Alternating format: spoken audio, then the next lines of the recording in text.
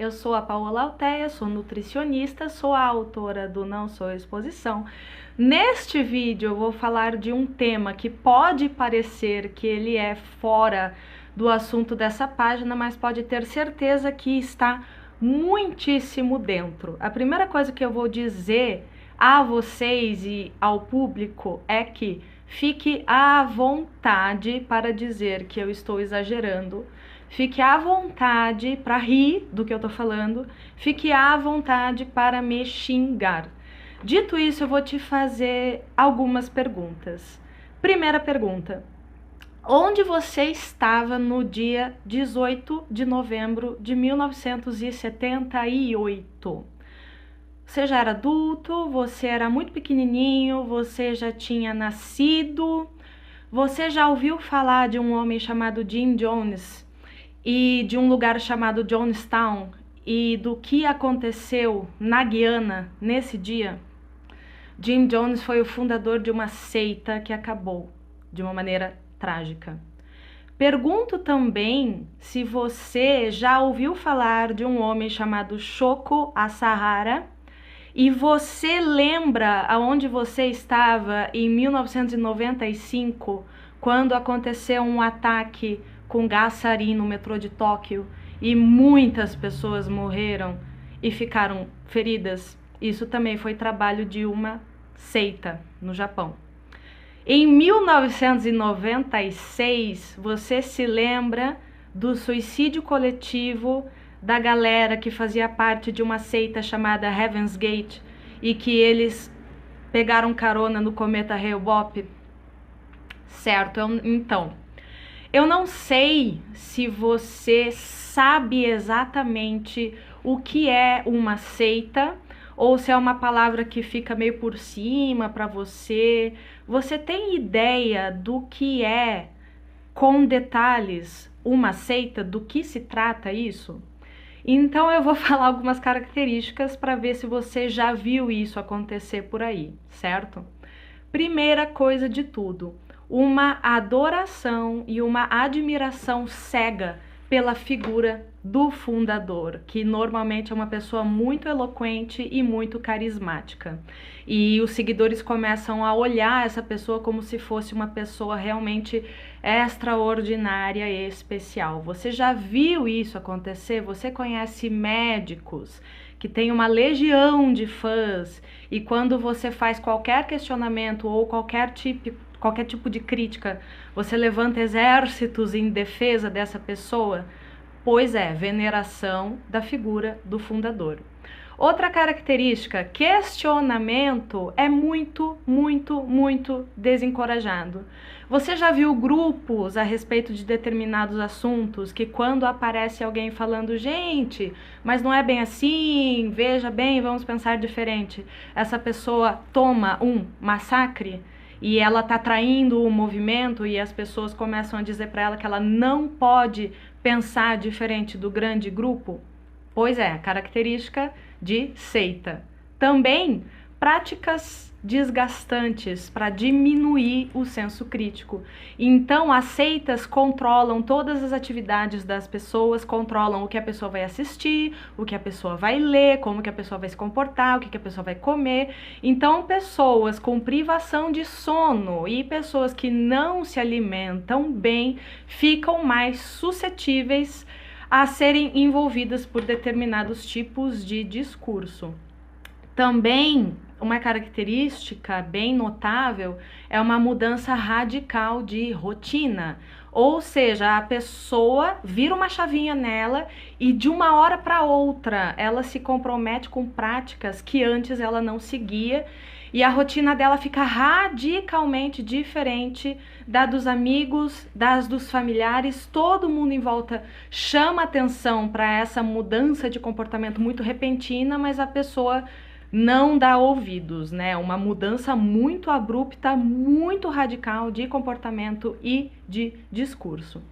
A próxima característica é realmente a mais perigosa, que torna possível pensamento de genocídio, de extermínio, de homem-bomba, de gás sarin, de medidas drásticas de ataque às pessoas, que é a mentalidade tudo ou nada e a mentalidade de nós e eles. Então existe uma divisão entre os iluminados que conhecem aquela doutrina ou aquela crença e as pessoas que estão nas trevas. E aí as pessoas se entendem e se sentem dentro de uma missão muito especial que vai salvar o mundo. Ou seja, se todos seguissem as nossas crenças e se comportassem como nós e acreditassem no que nós acreditamos, o mundo não teria sofrimento e nem problemas. E aí você entra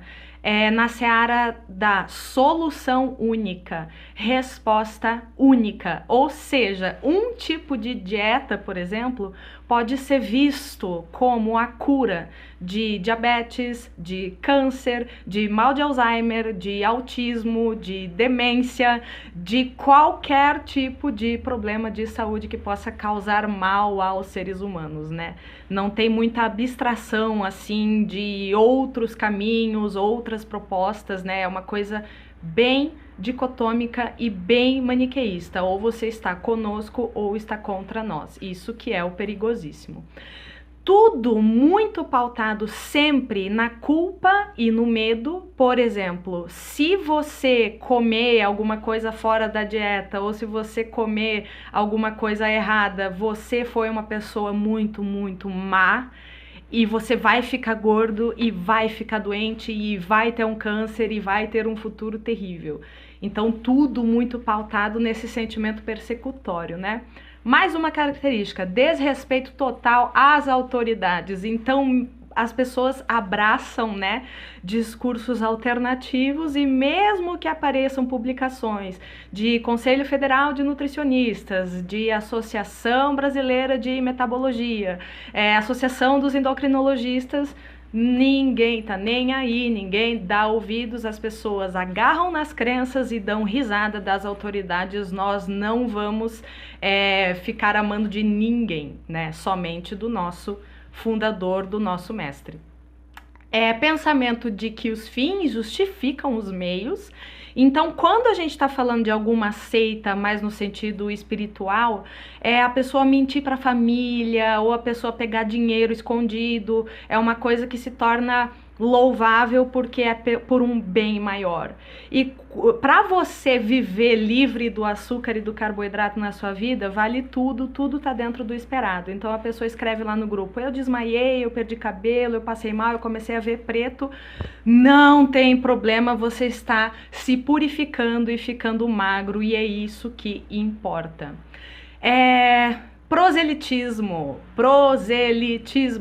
tudo que a pessoa faz, tudo que a pessoa fala, todos os lugares que a pessoa frequenta, as pessoas com quem a pessoa se relaciona, as coisas que ela posta nas redes sociais, é monotemático. Ela só fala disso, só fala disso, só fala disso. Você encontra com ela e se você não partilha das mesmas ideias, ela vai começar a falar como é maravilhoso e como você tem que aderir ao que quer que seja que ela está fazendo. Ou seja, recrutamento, né? E por fim, condenação daqueles que saem, né? Quando é uma organização religiosa, aí é aquela coisa de você vai pro inferno, você encontrou a condenação eterna, se você não está junto com o nosso grupo, você vai pra danação e tal. E realmente as pessoas que viram as costas para essas organizações mais radicais, elas sofrem uma reprovação intensa porque elas traíram o movimento. Eu não estou dizendo que as pessoas que seguem determinados médicos, que seguem determinados tipos de dieta, vão jogar gasarim no metrô, ou que vão cometer suicídio coletivo, ou que vão virar homem-bomba. Eu não estou dizendo isso, mas eu estou dizendo que a estrutura é a mesmíssima. E não adianta a gente bater no peito e falar: eu sou esperto, eu não vou cair nessa, porque lavagem cerebral é uma técnica e ela pode ser aplicada em qualquer pessoa e pode acontecer com qualquer um. Então, que este vídeo sirva de alerta para você identificar se você se envolveu com uma seita ou se você conhece alguém que se envolveu com uma seita. Então é isso, como eu disse, fiquem à vontade para me massacrar, Ok? Tenham um bom dia.